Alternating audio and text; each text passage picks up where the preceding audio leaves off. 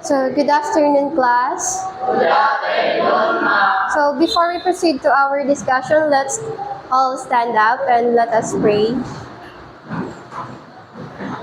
So, Mr. Raya, can you please lead the prayer? And the Father, the Son, and the Holy Spirit. Praise to you, the Lord, now and forever. Amen. the Father, the Son, and the Holy Spirit.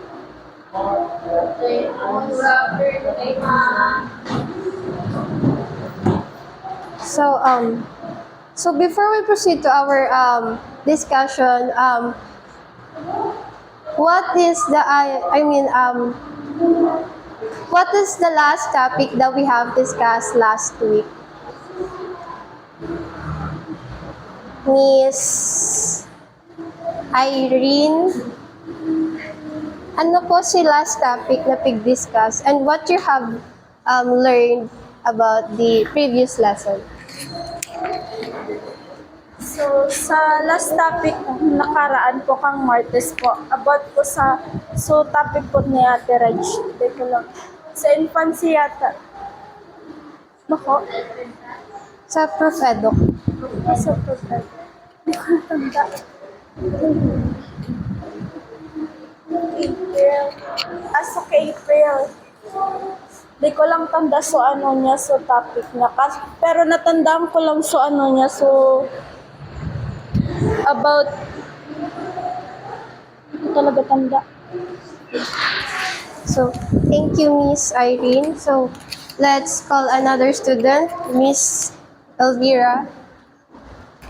So, ang last topic po is all about issues in teaching creativity. So, yung natandaan ko duman, sarong issue duman sa pagtukdo ng creativity is yung lack of materials baka teachers in. So, thank you so much po. And now we proceed to our new lesson, which is critical literacy. So, before we proceed, can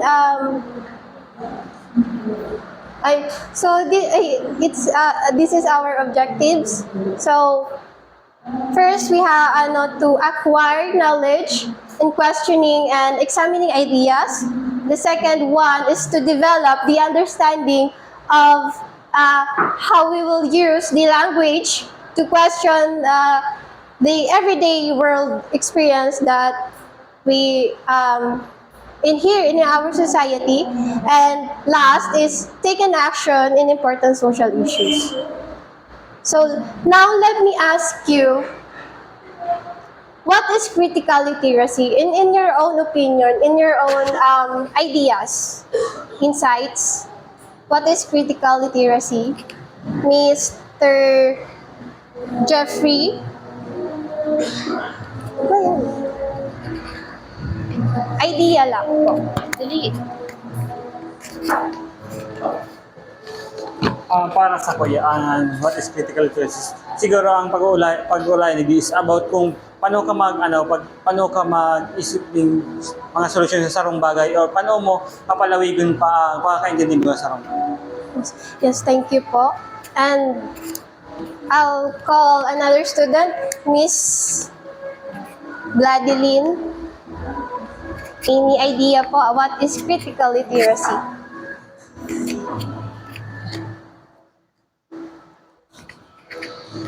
So, pag-intindi ko sa critical literacy, siguro ang sarong tao is iguanin or aram niya kung paano i-process o gamitin sa knowledge niya. Yes, thank you. And I will call another student last, Mr. Rayo. Any idea what is critical literacy po? In your own opinion po. For me, critical literacy is itong continuous questioning through in the concept, argan. Itong sige ka lang ning hapot para mas lumawak pa itong kaaramarta.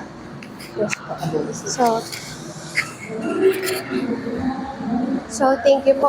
So lahat po yung sinabi ninyo is tama, which ang So let me now show you what is critical literacy. So can you please read what is critical literacy, Miss Sharina? Critical literacy is the ability to read text in an active, reflective manner in order to better understand power, inequality, and justice in human relations. So, thank you so much po. So, according nga ni po, digde, ang critical literacy is about reading actively, no? And then, we're thinking deeply on how we will understand the power, inequality, and injustice in human relationship kung saan, kumbaga, mas lalo tang maintindihan if kung mas iintindihan ta lalo itong binasa ta, kung ano ba sunadawag ta, and kung ano ba sunahiling ta. So, just think about a news article about politics or a politics or a politic advertisement. So, duman, ang traditional literacy duman is parang hinihiling ta lang kung ano ba sa face value, no? So, face value, kung ano duman sa nabinasa ta, kung ano nahiling ta about duman sa advertisement. And then, ang critical literacy here is encourages us to ask who wrote the article, who made that advertisement, and then we all also ask about kung ano ba sulaman, ano sa content kay tudoy na binasa ta, ano kung isay ba intended na audience para kisay sa message, no? And then di ba politics. So ano ba sa may tatabang kay tudoy para iboto tayo itong sarong kandidato, di ba? And then the last one, kapag how it might be different kapag itong article na tudoy or advertisement nadangog ta lang sa ibang tao, no? So, di ba magkakaigwa ng pagbabago? Magkakaigwa dumaning pagbabago, di ba? So, duman pa lang, may mababawas, may madadagdag. Just for another example here is, may sinabi kang sekreto sa barkada mo.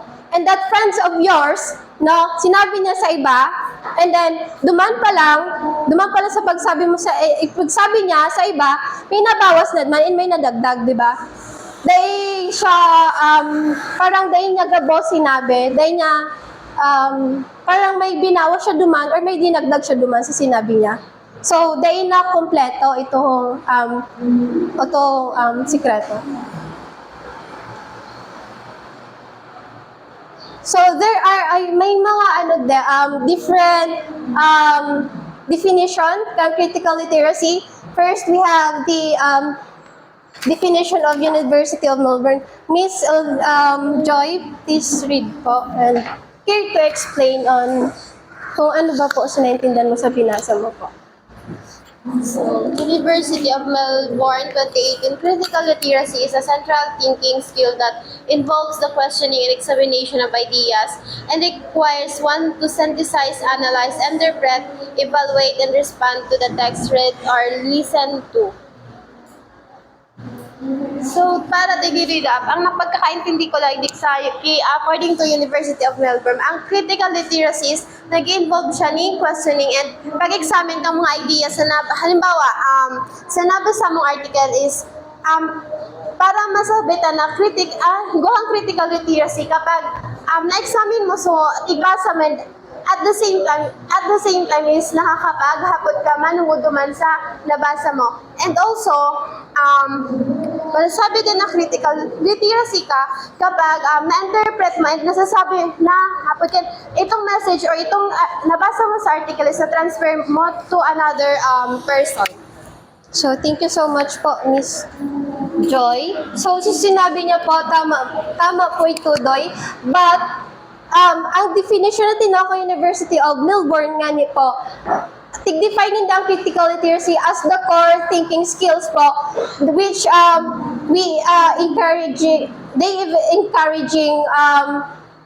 on actively reading ani po or questioning. Kumbaga, dahil ka lang receive ni katong message, no? Kumbaga, mas iniintindi mo siya lalo, ini-examine mo siya na lalo, and also, ina-analyze mo siya bago mo siya intindihan. So, another definition po ang critical literacy is from Bishop. So, Miss Janice, read and explain po. Kung ano lang po sinaintindihan mo sa binasa mo. Bishop 2014. Critical literacy uses text and print skills in the ways that enable students to examine the politics of daily life within contemporary society and contradictions within modes of life, theories and substantive intellectual positions. So about sa binasa ko, ang naintindihan ko lang dyan is, so ginagamit ng text baga and print na kumbaga kita is baga mahanap kitang mga article baga na dapat is ini-examine ta pigadalan ta kung ito ba is sama, and then kung alin ko baga sa tigahanap ta. And may mga contradiction din man na pangyayari kung di mo maaraman is ang baga kung ang nagluwas na article baga is tama or kung may pagkukulang pa ba duman na duman sa sa tigahanap is duman kita magamit ng critical thinking, makakapag-isip kita duman kung ano ba niya is kung ba importante ba niya os duman sa nahanap ng nahanap ng mga articles. Yes po. Thank you so much po. So, according po sa Bishop, ang critical literacy, hinighlight ni Dadigde na ang critical literacy daw po uses text and more on reading, no? Tapos, kumbaga, mas through reading and iyang pag-analyze kang mga text na kumbaga mas igde pag-analyze pa lang maintindihan mo ba so kung ano ba so political aspects in everyday life. Tapos digdi din sinabi ni Dan na ang students learn to critically think, no, about duman sa information na binasa ninda, and then after analyzing that information, duman na mapo-form so different opinions ninda about duman sa binasa ninda. And then another definition po about kay Langston Maclaren. Please read po, Miss Duran.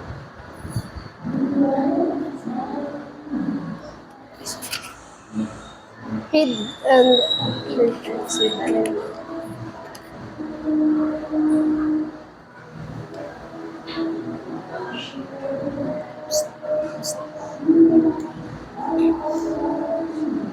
Rather than promoting any particular reading of any particular group of texts, critical literacy seeks to examine the historical and contemporaneous privilege of an exclusion of groups of peoples and ideas from mainstream narratives.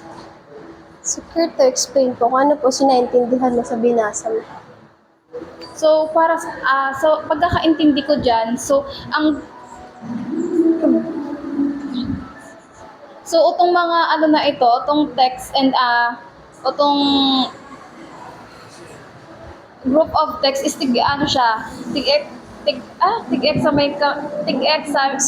examine itong historical and then itong contemporaneous.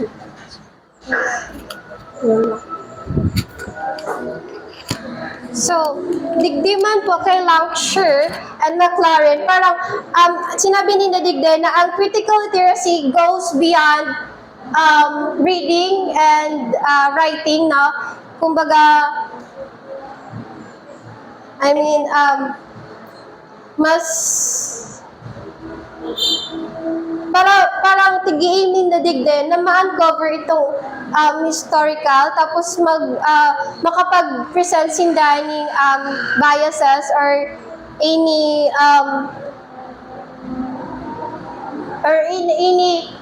privilege na kung saan ang group of people duman is makapag-share ng ideas.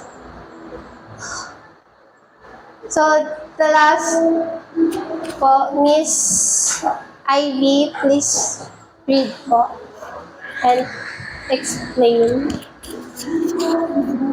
Nobach and Brano, 1993. Since the 1993, critical literacy theorists have outlined emancipatory theories of learning that address the complex relations of language and power through social advocacy.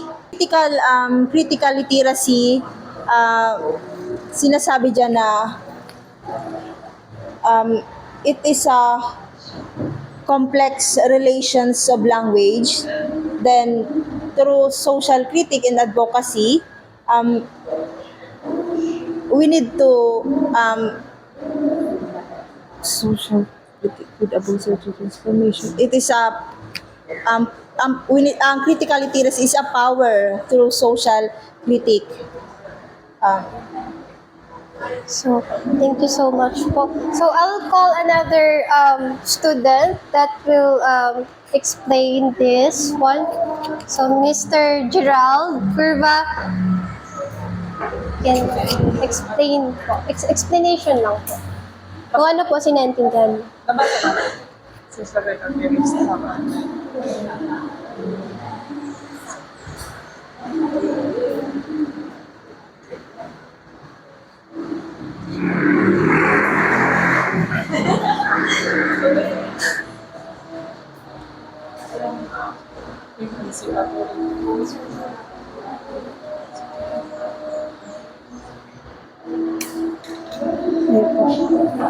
So, thank you po. So, digden, ang critical literacy yun na ito, complex relation of language, no? And then, ang din ni Nobloch and Brannon, parang ina na lang nagdadigden na ang how the language and power intertwined, no? Then, tama ba? Tapos yun ito, involved duman ang social critique, advocacy, and how it will work together if they'll address the some social issues here in our societies. So we see that there are many people who are contributed to the idea of critical literacy, no?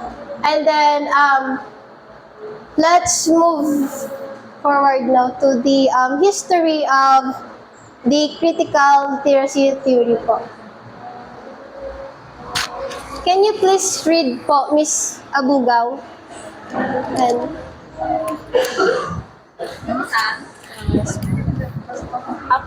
explain na din.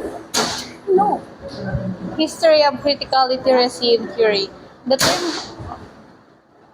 term critical literacy was developed by social critical theories concerned with dismantling social injustice and inequalities. Early scholarship on critical literacy is grounded in Freirean pedagogy.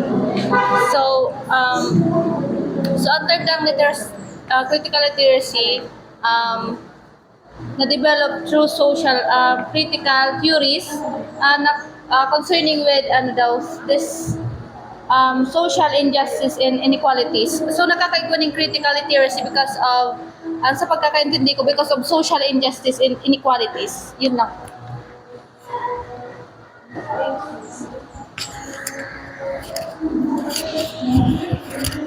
So, tama po to, Doy. Nagkakaigwa ni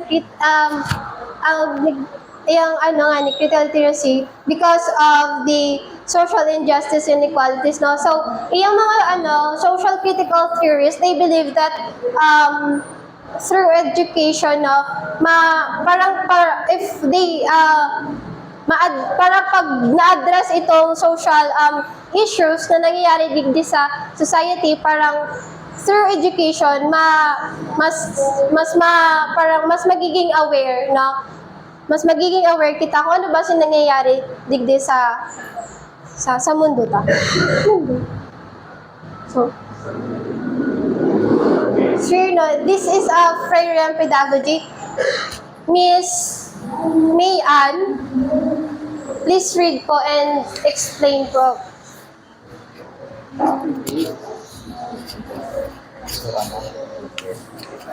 So, Freirean pedagogy, the belief that teaching should challenge learners to examine power structures and patterns of inequality within the status quo. May paliwanag.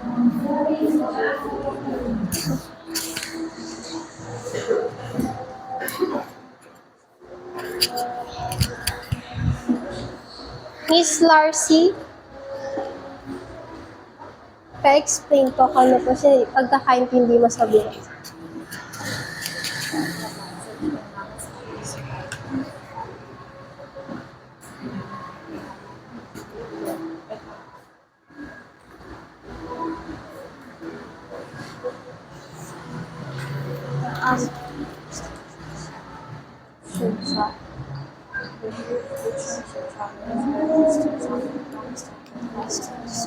So, according dyan po sa sinabi ng Freirean pedagogy, so, alright, so, the learner should be able to examine the power structure as well as the patterns of equality within the status of quo. Hindi ko pa siya mag-gets kung ano yung status quo.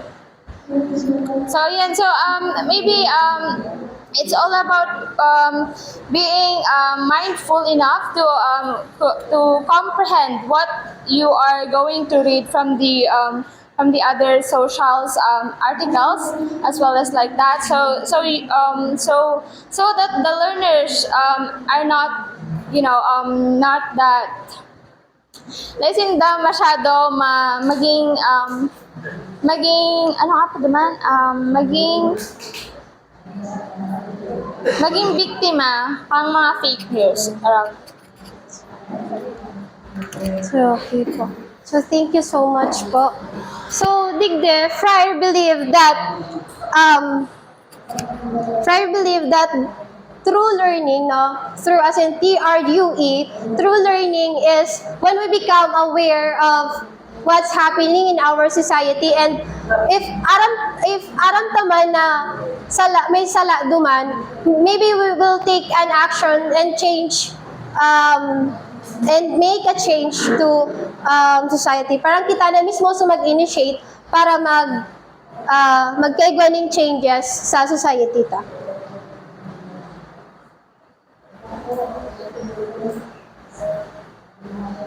So here, Friar and Macedo published their expansive volume on literacy and critical pedagogy. So digde, Friar and Macedo were perhaps they were the initiator. Maybe they were the one who initiated about the idea of critical literacy. And yung mga tao na to, siguro nag-arano na lang sila duman sa idea ni Friar and Macedo. So, Miss Annie, please read po and care to explain po on what you have understand po. They argued that those who are critically literate can understand not only how meaning is socially constructed within text, but also in political and economic context were created and embedded.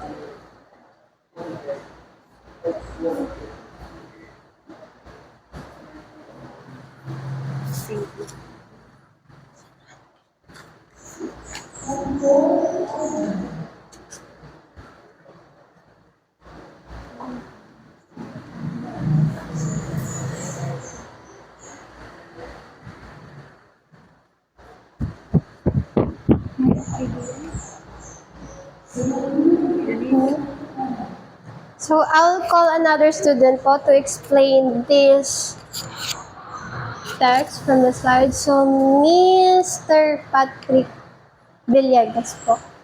Like, ano po sinaintindihan mo dito?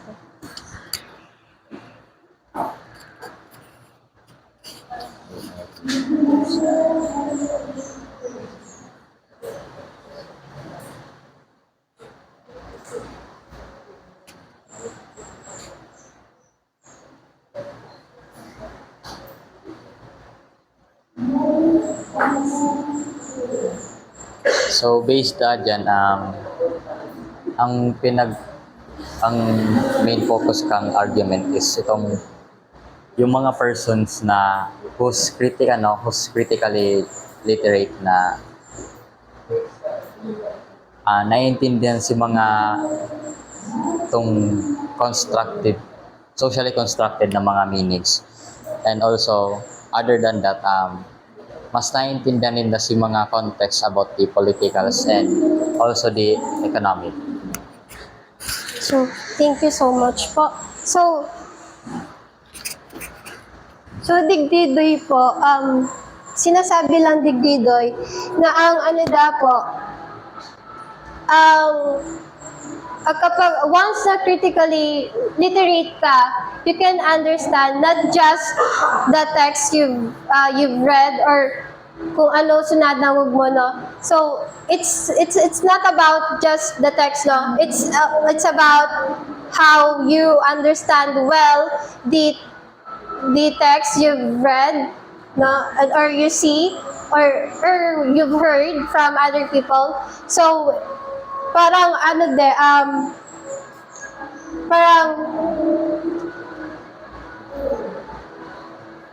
it's not just about the word themselves, but the power that power behind that text.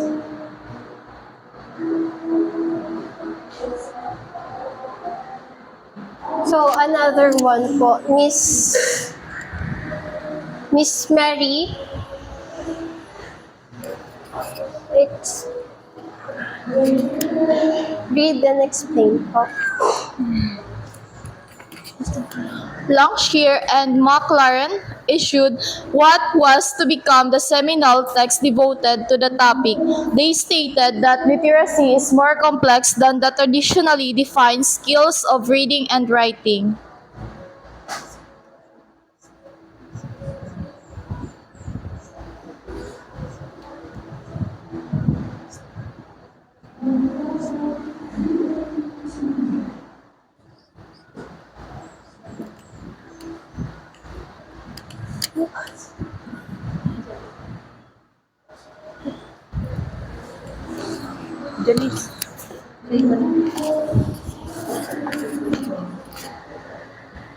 So digdiday nga ni po, according duman sa defining sa inot baga Longshire and Maclaren, no, defining na ang critical literacy is just simply goes beyond reading and writing, no. Parang it's a complex than the traditional. Kasi yung traditional na argay, kasi tinakong example kasubag kapag may nabasa ka a news article from the politics or advertisement about politics, parang hinihiling mo lang na pag sinabing traditional literacy, hinihiling mo lang sa face value, no? Dahil mo hiling kung ano ba sa content kay itong kung ano ba sa content kay itong binasa mo, kung ano ba sa content kay itong advertisement, kung para kisa ito doy, and kung ano ba ito kung so magiging epekto ka to doy sa imo. So pag sinabi naman na critically literate, no, sasabihin ko ulit na ang critical literacy goes beyond simply simply reading and writing, or it's about how we understand the text that we've read. That critical literacy encourages us to ask questions. So, Mr. Rayo, please read po the slides and explain na din po kung ano po sinaintindihan niyo. Traditional definition of literacy is ideologically or inherently exploitative. By contrast, critical literacy emphasizes the social construction of reading, writing, and text production within the political concept of equitable economic, cultural, political, and institutional structure. Ang traditional.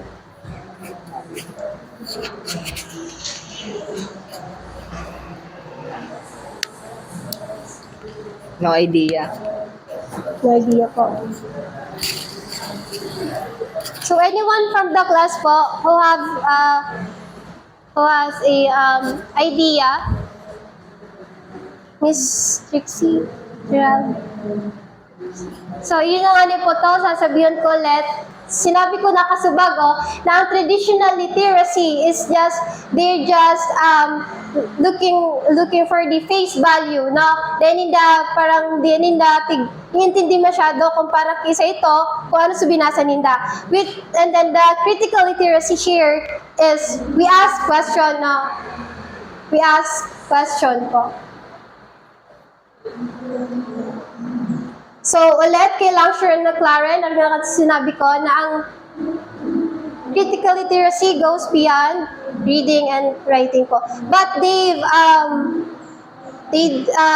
nagtasin daning tulong forms of educational practices. So the three forms of educational practices are liberal education, pluralism, and transformative praxis. So anyone from the class po, kung isa po nakakaaram kang liberal education, pluralism, transformative praxis. Kaya. So when we say liberal education, pluralism, and transformative praxis, Mr. Angelo, and then explain na din to kung ano po sinaintindihan mo din. The liberal education.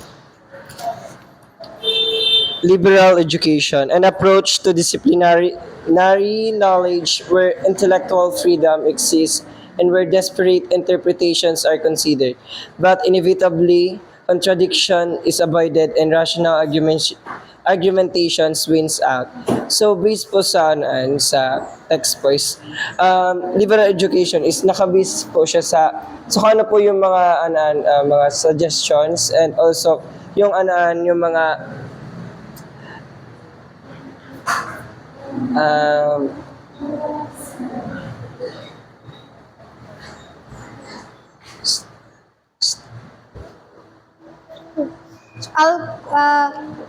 Mr.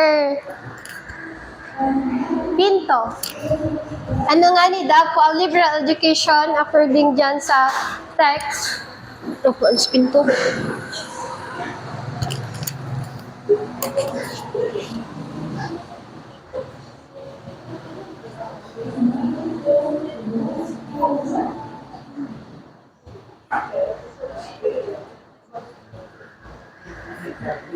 Base dyan sa liberal education approach is intellectual freedom. Base dyan sa liberal education is digdi itong is may kaning garo may freedom ka para kan sa imong ning mga ideas or in mga knowledge is may freedom ka na fine na to.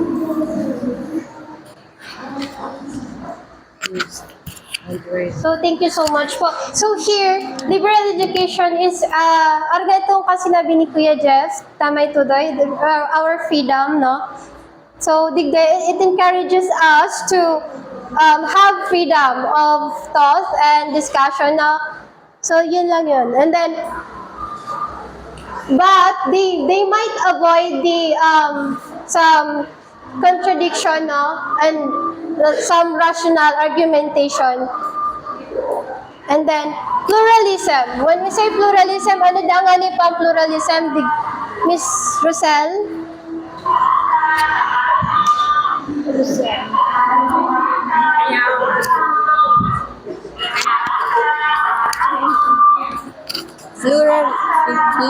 pluralism and emphasizes on reading to evaluate principles that support a loose conception of tolerance. Pa-explain po. Ano po sinaintindihan mo sa binasa mo?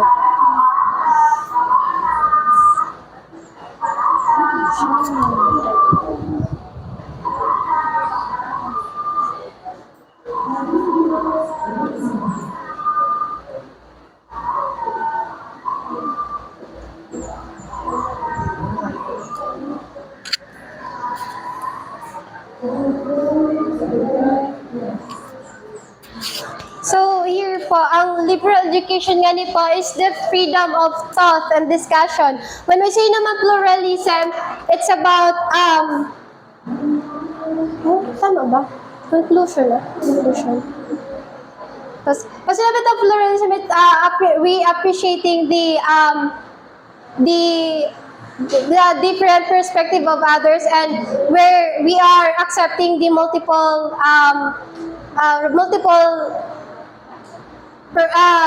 viewpoints of others. And then transformative practice, yun na nga po today, yun yung parang we will take an action on the social issues, no?